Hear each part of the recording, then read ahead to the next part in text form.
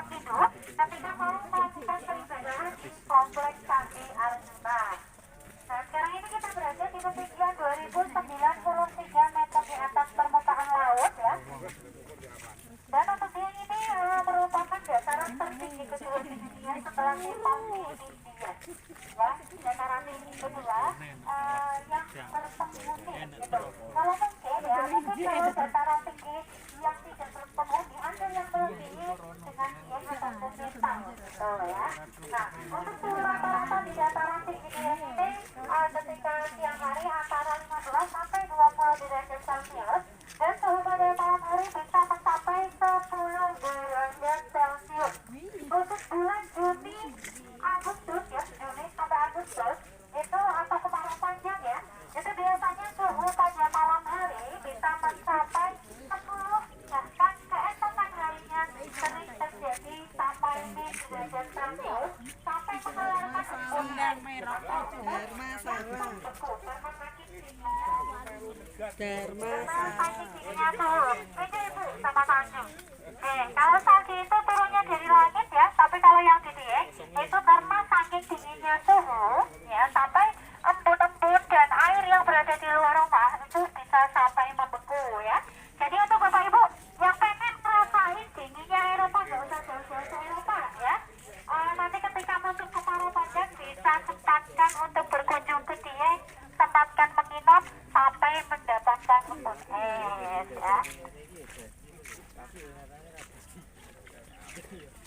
Nah, untuk Dieng ini berasal dari bahasa Sanskerta, terdiri dari dua kata, yaitu dari kata di dan yang. Di yang artinya tempat yang besar atau gunung dan yang artinya dewa. Jadi Dieng itu tempat bersemayam para dewa. Enggak, itu cuma dipinjemin aja bu. Oke, nanti paling ngasih dana sukarela ketika pengembaliannya. Oke, monggo.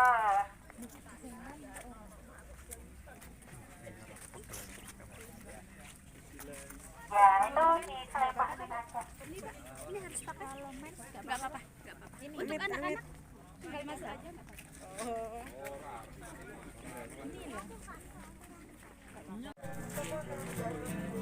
Kita ada beberapa sesi di setiap objek wisata, yaitu ada sesi penjelasan tentang objek yang kita kunjungi, tapi ada sesi foto bersama dan ketiga ada sesi acara bebas. Jadi bapak ibu yang mau berfoto-foto baik sama rekan ataupun keluarganya nanti bisa di sesi yang ketiga yaitu sesi acara bebas ya.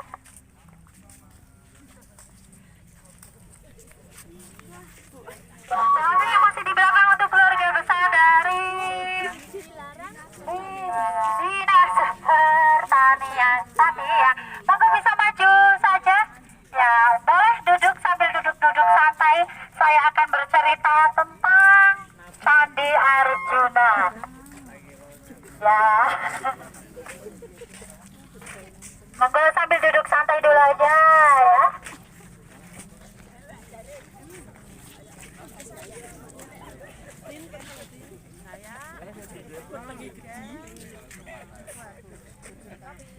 Ya, monggo. Ya, saya ucapkan selamat datang untuk Bapak Ibu keluarga besar dari Dispertan tadi ya. Selamat datang di Kompleks Candi Arjuna. Ibu Bapak, nah ini merupakan salah satu peninggalan dari kerajaan Hindu tertua di Pulau Jawa. Ya, bahkan pernah dinobatkan sebagai peninggalan apa ya? Kan karena candi ini peninggalan dari kerajaan Hindu tertua di Pulau Jawa dan pernah dinobatkan sebagai peninggalan tertuanya juga. Jadi tidak hanya yang membangun kerajaan Hindu tertua, tetapi bangunannya juga dianggap sebagai bangunan tertua. Tetapi kemarin ya itu telah dipatahkan ya. Argumen tersebut dipatahkan oleh seorang arkeolog dari Bandung yang menemukan bangunan candi di Gunung Padang yang berada di Bogor, yaitu dengan ditemukannya relief-relief candi yang diperkirakan lebih tua daripada kompleks Candi Arjuna. Jadi untuk penobatan kompleks candi ini termasuk candi tertua itu sudah hilang, gitu ya. Nah, untuk candi ini diperkirakan dibangun pada akhir abad ke-7 oleh masa pemerintahan dinasti Sanjaya gitu ya, atau pada masa Mataram kuno ya. Nah, untuk 4 candi yang berada di sebelah timur Bapak Ibu masih digunakan sebagai tempat persembahyangan sampai sekarang ini ya, sebagai candi tempat beribadah. Kalau yang berada di sebelah timur menghadap ke barat. Kalau yang sebelah barat menghadap ke timur, itu dulu pada masa kerajaan digunakan sebagai tempat menyimpan senjata.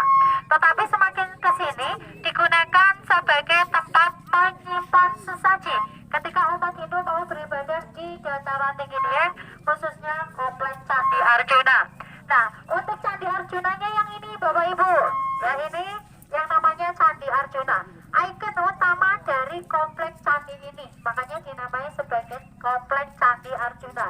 Untuk kompleks Candi Arjuna, untuk Candi Arjuna sendiri ya, mempunyai keunikan tersendiri yang tidak dimiliki sama candi-candi yang lain, yaitu dengan adanya jalan muara itu Ibu. Yang di kayak jendela sebelah kanan ya, itu ada bangunan atau bentuk kayak variasi hiasan yang lebih menonjol keluar dan ada lubangnya. Kelihatan Ibu Bapak? Kelihatan. Ya kelihatan. Itu namanya jalan muara, saluran pembuangan air ketika dilakukan ritual siraman di dalam Candi Arjuna. Terus di dalam Candi Arjuna juga ada Lingga Danioni. Lingga Danioni itu diibaratkan kayak perbedaan gender. Lingga itu melambangkan laki-laki, Danioni melambangkan perempuan. Gitu. Terus di atas candi, atas pintu candi itu terdapat relief Kalamakra. Kalamakra itu kayak relief kepala barongan, tahu barongan ya? Tahu. Ya, itu difungsikan sebagai penolak bala Ibu Bapak. Ya, kalau yang depannya Candi Arjuna itu ada Candi Semar berbentuk mandapa atau menurut bahasa Jawa kuno sebagai pendopo. Tahu nggih fungsinya pendopo? Ya. Kalau yang sebelah selatan dari Candi Arjuna ada Candi Sri Kandi atau candi yang mempunyai relief Trimurti. 3 dewa yang dipuja oleh umat Hindu, yaitu yang kelihatan dari sini sebelah kanan ada relief dari Dewa Brahma, yang belakangnya ada relief dari Dewa Wisnu, dan yang sebelah kirinya nanti Bapak Ibu bisa mendekatinya ya, itu ada relief dari Dewa Siwa. Nah, yang sebelah selatannya itu ada Candi Punta Dewa. Dulu di dalamnya terdapat 3 arca Ibu Bapak, tetapi karena mengalami kerusakan, terkikis sama air hujan ya, akhirnya itu kayak lepas sama dudukannya gitu. Akhirnya ketiga arca tersebut dipindahkan ke Museum Kailasa, itu museumnya berada di bawah tulisan Dieng Banjarnegara. Untuk relief arca tersebut itu ada arca dari Dewi Durga, Ganesha sama Agastya gitu. Kalau yang paling selatannya lagi itu ada Candi Sambadra. Dan untuk penemuan pertama kali kompleks Candi Arjuna ini ditemukan pada tahun 1814 oleh Theodor van Up, seorang tentara dari Belanda. Tetapi saat ditemukan pertama kali masih dalam keadaan tenggelam dalam air. Jadi ini kayak bentuknya kan cekungan gitu dan tidak ada saluran pembuangannya. Makanya sebagian dari badan candi itu tergenang sama air hujan. Terus dilakukan pengeringan di tahun 1856. Itu yang melakukan pengeringan Candi Arjuna, itu seorang arkeolog dari Belanda juga yang bernama J. van Gisbergen. Dan sampai sekarang juga masih ada semacam genangan air yang tidak bisa dikeringkan. Itu juga disakralkan sama masyarakat Dieng, karena cuma itu saja yang tidak bisa dikeringkan. Di sebelah selatan dari kompleks Candi Arjuna itu ada semacam telaga yang masyarakat Dieng menamainya sebagai Telaga Balekambang, tetapi tidak dimanfaatkan untuk tempat berwisata. Gitu ya. Silakan untuk Bapak Ibu kita foto bersama dulu ya. Nanti misalkan mau tanya-tanya lagi rambut gimbal. Pernah dengar belum sebelumnya Ibu Bapak? Ya, anak rambut gimbal itu salah satu anak yang terunik di dataran tinggi Dieng. Bagi keluarganya yang mempunyai anak rambut gimbal dipercayai sebuah anugerah gitu. Karena dulunya ya anak rambut gimbal kan itu dipercayai sebagai titisan dari Kiai Kolodete. Kiai Kolodete, bahwa Kiai Kolodete itu pernah menyatakan kalau selama masih ada anak rambut gimbal itu dia akan subur, makmur, sejahtera bagi keluarganya juga sebuah anugerah gitu. Tapi tidak semua anak itu gimbal ibu bapak, cuman kayak pilihan-pilihan saja. Jadi misalkan kayak saya nanti sampai cucu saya, misalkan saya gimbal sampai anak cucu saya, cit saya nggak mesti gimbal lagi, hanya sebuah titisan saja, kepercayaannya seperti itu. Dan anak rambut gimbal ya, itu biasanya sebelum tumbuh rambut gimbalnya akan mengalami sakit-sakitan terlebih dahulu. Tapi sakitnya bukan yang gimana-gimana ibu, cuman demam ya. Tapi biasanya kalau yang namanya orang tua anaknya demam kan pasti dibawa ke rumah sakit atau ke dokter atau dikasih obat gitu ya. Tetapi kalau obatnya sudah habis, demamnya nggak turun, itu udah orang tuanya udah pasrah. Yang penting habisin obat itu, udah pasrah. Mungkin ini akan tumbuh rambut gimbal gitu. Jadi biasanya kalau dikasih obat udah nggak obatnya habis tapi nggak sembuh, itu udah dibiarkan saja dan akhirnya tumbuhlah rambut gimbal gitu. Dan si anak juga biasanya setelah tumbuh rambut gimbal akan lebih sensitif, lebih agresif dan mempunyai sifat indigo juga. Tetapi selama rambutnya masih bu, kalau udah dipotong udah enggak ya, itu salah satu keunikannya. Dan tidak jarang juga si anak rambut gimbal itu mempunyai perilaku yang bikin orang tuanya takut gitu. Kadang mainan sendiri, ngobrol sendiri, katanya ini teman saya bu gitu. Dan ketika anak rambut gimbal itu mempunyai permintaan, misalnya nih, ibu beli permen, nah ibunya lagi tanggung nih nyapu, bener ya nak, ibu nyelesain nyapu dulu gitu. Anaknya itu kalau memang itu suatu permintaan dari sang leluhur nggak diturutin, itu bisa nangis sampai kejer. Tahu kejer buatan bu? Nangis yang nggak ngeluarin air mata gitu. Jadi kalau anak minta ya langsung ayo beli gitu. Terus setelah itu biasanya ya anak rambut gimbal juga akan mempunyai suatu permintaan yang digunakan sebagai persyaratan ruatan rambut gimbal. Jadi itu masih dibuat nantinya, ada acara tradisi khususnya juga gitu ya. Nah, si anak mulai ditanya nih kalau udah agak bisa ngomong ya, karena untuk anak rambut gimbal kan mulai dari 6 tahun itu sudah ada yang tumbuh, kadang ada yang di umur 7 tahun baru tumbuh, itu juga ada. Jadi beda-beda umurnya gitu. Nah, nanti si adiknya ditanya, adik gimbalnya minta apa gitu, jangan adik minta apa gitu. Misalkan nanti bapak ibu ketemu anak rambut gimbal, biasanya kan pada ikut orang tuanya jualan, tapi nggak mesti ada ya. Misalkan nanti ada, ibu bapak boleh tanya, adik gimbalnya minta apa gitu.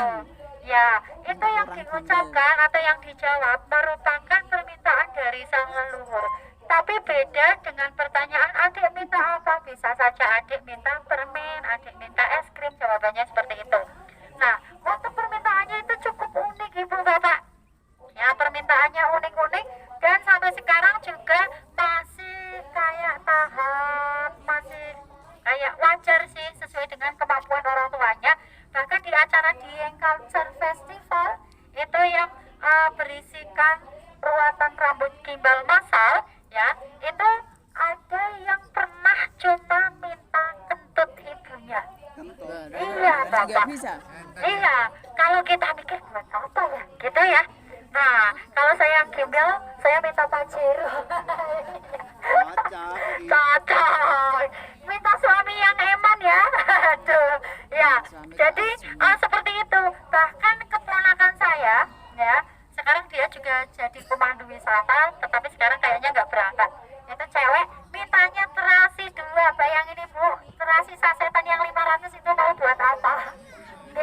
Jadi permintaannya itu unik-unik banget. Ada yang cuma minta ikan seember, ternyata minta ikan diwadahi ember, itu udah termasuk seember gitu. Jadi lucu-lucu banget. Ada yang cuma minta tempe gembos, tahu tempe gembos? Nah, itu persyaratannya ringan, tetapi ketika keluarga tersebut mau melakukan ruatan, udah kayak orang hajatan ibu kalau di Dieng. Yang ada kita ngamplopin juga kalau yang kita kayak undangan gitulah. Ya, jadi kalau yang udah punya anak rambut gimbal udah mulai berpikir, saya ini mau hajatan lagi gitu ya. Dan untuk ruatan rambut gimbal itu jika permintaan si anak sudah tidak berubah-ubah selama 40 hari, itu sudah bisa digunakan sebagai persyaratan utama. Karena kadang masih berubah. Hari ini kalau misal awal ditanya minta tempe, besok minta terasi, besok minta ikan gitu. Nah, masih berubah-ubah, itu belum dijadikan persyaratan utama. Tapi kalau sudah 40 hari itu sudah tidak berubah, itu sudah fix. Tinggal orang tuanya nunggu satu lagi, adik mau potong kapan gitu ya. Kalau si adiknya belum minta dipotong, udah dipotong, itu akan tumbuh kembali, bahkan demamnya akan lebih parah daripada sebelumnya gitu. Bahkan udah pernah ya, nggak tahu ya, namanya kepercayaan tradisi juga nggih Bu, percaya nggak percaya gitu. Ada juga pernah di daerah sini namanya Desa Jujukan, itu sampai ada yang benar-benar sampai meninggal gitu. Ya, anaknya gitu. Nah, udah setelah seperti itu ya, nanti kalau si anak sudah ada persyaratan, udah minta dipotong, baru dilakukan ritual ruatan rambut gimbal. Itu merupakan akulturasi dari tradisi Hindu kuno, Hindu dan Jawa kuno.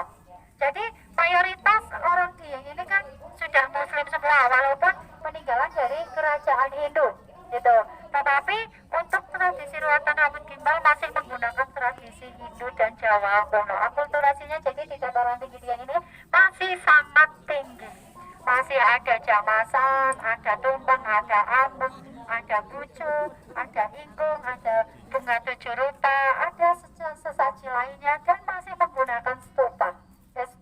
Dupa, maaf ya, masih menggunakan dupa juga. Dan biasanya sebelum dilakukan persembahyangan juga akan ibaratnya nih, yang potong kan biasanya juru kunci. Kalau dukun bayinya di sini masih menggunakan dukun bayi soalnya. Kalau dukun bayinya sudah seto, itu yang mewakili dari pihak juru kuncinya. Dan itu yang melakukan pemotongan akan berdoa terlebih dahulu di Candi Arjuna. Dan biasanya selain Candi Arjuna ada Candi Dwarawati dan Gua Semar. Itu untuk meminta keselamatan untuk semua, tidak hanya anak gimbal tersebut, tetapi semua masyarakat juga. Gitu ya. Mau dilanjut Ibu Bapak? Ya, oke, terus. Pak Prima, butuh mineral. Ya, lanjut lagi untuk karika. Udah pada tahu belum ini Bu Bapak? Tahu ya? Ya, tahu sejarahnya? Ya, buah karika itu asalnya berasal dari pegunungan Andes. Ya, dulu pada zaman penjajahan Belanda itu dibawa ke Indonesia. Dan pertama kali ditanam itu di Dieng dan di Bedugul. Bali, tapi buatan Bali teng Pati, Pak, Bu, ya. Bali teng mriko, nggih, pokoknya teng Bedugul ya, di Bedugul. Dulu pertama kali ditanam di Dieng dan di Bedugul. Di dua tempat tersebut sebenarnya tumbuh. Cuman karena di Bedugul itu masyarakatnya menganggap pengolahan dari karika itu rumit ya, itu tidak dibudidayakan. Yang dibudidayakan sampai sekarang hanyalah di Dieng saja. Sekarang banyak banget tadi perjalanan Bapak Ibu dari Batu Angkro sampai ke Kompleks Candi Arjuna ini banyak melewati tanaman karika. Bentuknya mirip banget sama pepaya biasa ya. Tanaman pohonnya mirip banget sama pepaya biasa. Tetapi jika diperhatikan itu ada beberapa perbedaan Ibu Bapak. Ya, contohnya nih, rantingnya atau rantingnya itu bisa bercabang banyak. Ya, terus pohonnya lebih kurus seperti saya. Ya, terus agak tinggi lagi. Kalau yang pepaya biasa kan lebih lebih gemuk-gemuk gitu ya. Ya, satu batang gede tinggi kata Mas Hasan ya. Nah, terus kandungan getah karika itu juga lebih banyak daripada pepaya yang biasa. Itu pengolahannya ada yang digunakan sebagai manisan, ada dodol, ada juga sirup gitu. Dan untuk buah karika itu sendiri, walaupun penanamannya akarnya atau tumbuhnya hanya berada di tiang saja. Tetapi jika Bapak Ibu tindak ke kota-kota besar seperti Semarang, Jogja, terus Solo, bahkan mungkin di Kudus, Pati, itu jika berkunjung ke pusat oleh-oleh, itu bisa dijumpai olahan dari karika. Itu kiriman dari sini semua. Karena tanamannya cuma tumbuh di sini. Ya, nanti akan dilanjutkan sama Mas Hasan tentang Purwaceng dan tentang kentang ya. Ya, monggo bisa gantian. Yo, ayo Mas. Sama kentang, Mas. Purwaceng. Purwacengnya mau disampaikan nama yang coba-coba. Jawa. Jawa. Oh, Purwaceng tuh. Ini lanjut pertama tentang kentang dulu ya. Jadi untuk warga Dieng ini walaupun tempat wisata tapi mayoritas untuk para penduduknya itu bercocok tanam atau bertani, terutama sayur-sayuran. Nah, seperti yang Bapak dan Ibu sepanjang perjalanan dari Batu Akuk tadi lihat, kanan kiri kita itu mayoritas ada tanaman.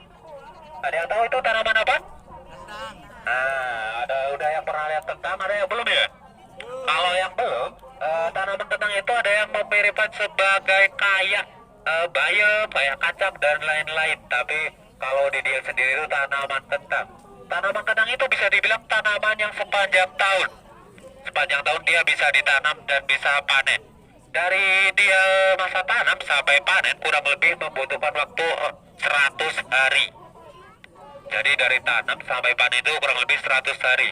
Dan kentang itu memiliki bisa dibilang memiliki cara atau perawatan khusus. Kalau di musim kemarau seperti ini, tanaman kentang itu biasanya disiram atau disemprot dengan obat-obatan. Biasanya 4 hari sekali atau 3 hari sekali itu disemprot dengan obat-obatan agar hama-hama yang ada di kentang itu mati. Tapi di kalau musim kemarau, kalau musim kemarau itu untuk penyemprotannya itu lebih sedikit. Yang biasanya 3 atau 4 hari sekali bisa sampai 1 minggu sekali. Nah, dan tanaman kentang itu biasanya kalau panen itu ada dibagi menjadi 4 buah atau 4 ukuran. Yang pertama ukuran yang paling besar itu dinamakan kentang super. Terus yang kedua dinamakan kentang AL, ketiga PL, terus yang terakhir itu rendel atau kentang baby potato yang kecil-kecil itu. Nah, dan kentang Dieng itu memiliki ciri khas dibandingkan kentang-kentang dari daerah lain, yaitu kandungan airnya lebih sedikit, orang bilang lebih pulen. Terus juga kandungan gulanya lebih banyak, jadi agak lebih manis. Tapi ada juga kentang yang memiliki kandungan gula yang lebih sedikit. Seperti yang tadi Bapak dan Ibu lihat di depan rumah makan itu ada kentang yang berwarna merah atau ungu. Itu kandungan gulanya lebih sedikit tapi kandungan airnya lebih banyak seperti umbi. Nah, itu biasa digunakan sebagai obat untuk diabetes. Kalau kentang-kentang biasa itu biasanya cuma ditumis, digoreng. Tapi kalau kentang merah itu nggak boleh. Bagusnya itu nggak digoreng, tapi dikukus. Karena itu digunakan sebagai obat. Dan untuk Dedi yang sendiri, biasanya itu dalam 1 tahun kentang ditanam 3 kali. Jadi yang sekali itu diselingin dengan tanaman-tanaman sayur yang lain seperti wortel, kubis, dan lain-lain yang bisa dibilang perawatannya tidak terlalu rumit atau modalnya tidak terlalu banyak seperti kentang. Soal kentang sudah jauh Bapak dan Ibu?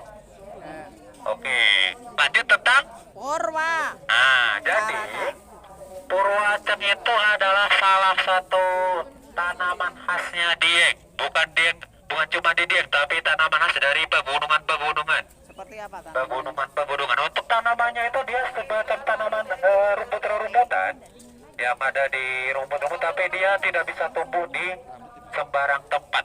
Bahkan di Dieng pun tak semua tanah bisa tumbuh Purwaceng. Jadi Purwaceng itu semacam seperti gingseng-gingsengan seperti itu. Jadi yang diambil umbinya itu bisa dikeringkan, terus diolah menjadi bubuk atau serbuk yang nanti kita bisa lihat di pasar-pasar wisata pun oleh-oleh. Nah, Purwaceng itu mempunyai khasiat. Kalau untuk orang Diengnya sendiri itu digunakan untuk menambah stamina dan juga penghangat tubuh. Tapi konon katanya ada efek yang lebih, yaitu sebagai penambah stamina, terutama olahan yang lebih lanjutnya. Ada Purwaceng itu ada yang dibuat menjadi kapsul. Nah, itu diperuntukkan oleh bapak-bapak terutama Ibu-ibu nggak untuk boleh minum. menambah stamina. Jadi Purwaceng itu tidak ada efek sampingnya karena dia herbal. Boleh dikonsumsi oleh semua kalangan, wanita, laki-laki, dewasa maupun anak-anak. Dan tidak ada batasan untuk mengkonsumsinya. Tetapi untuk orang-orang yang mempunyai riwayat penyakit seperti jantung, tidak disarankan untuk terlalu banyak mengkonsumsi Purwaceng tersebut. Kenapa? Karena Purwaceng itu dia sifatnya menambah stamina, jadi menambah gerakan atau detak jantung.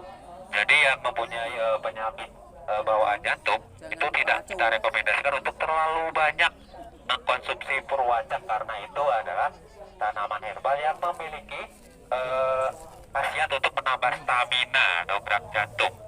Nah, jadi daging Purwaceng itu tidak ada efek samping, tapi efeknya ke depan. Biasanya yang konsumsi 1 orang, tapi yang rasain 2 orang. Itu kalau yang sudah suami istri. Kalau yang belum, jangan coba-coba dulu. Tahu. Jadi kalau untuk bapak-bapak biasanya kalau sudah berani beli Purwaceng, biasanya udah ada pasangannya, namanya Purwanti. Ya. Tapi kalau ibu-ibu sama juga, kalau mau beli Purwaceng, pasangannya apa? Purwanto. Masa bojone jenenge Purwanto to, Bu? Nah, seperti itu. Jadi nanti Bapak dan Ibu silakan kalau mau mencoba Purwaceng, biasanya di warung-warung wisata ini ada banyak banget bisa tester. Minta aja dibuatin minuman Purwaceng, pasti dibuatin, oke? Sudah ada jawabannya, Bu? Ya, Oke, setelah ini kita bisa foto-foto terlebih dahulu. Setelah ini